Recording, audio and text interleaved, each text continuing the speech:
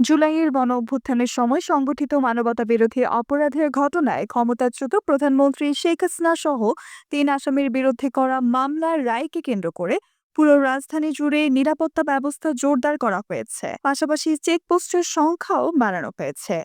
সোমবার সকাল থেকে রাজধানীর গুরুত্বপূর্ণ এলাকা ও মোড়ে মোড়ে পুলিশ সহ অন্যান্য আইনশৃঙ্খলা বাহিনীর সদস্যরা নিরাপত্তার দায়িত্বে রয়েছেন। বিভিন্ন এলাকায় খোঁজ নিয়ে জানা যায় সড়কের অন্যান্য দিনের তুলনায় ব্যক্তিগত যানবাহনের সংখ্যা তুলনামূলক কম।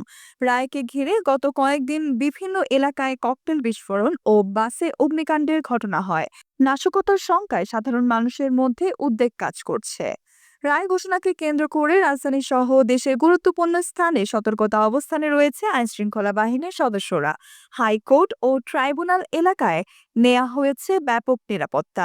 রাজধানীর দোয়েল চত্বর থেকে শিক্ষা ভবন অভিমুখী সড়কে যানবাহন চলাচল বন্ধ রাখা হয়েছে। সন্দেহভাজনদের তল্লাশি ও জিজ্ঞাসাবাদ করা হচ্ছে। Nusrat Jahan, এফবিএন news desk.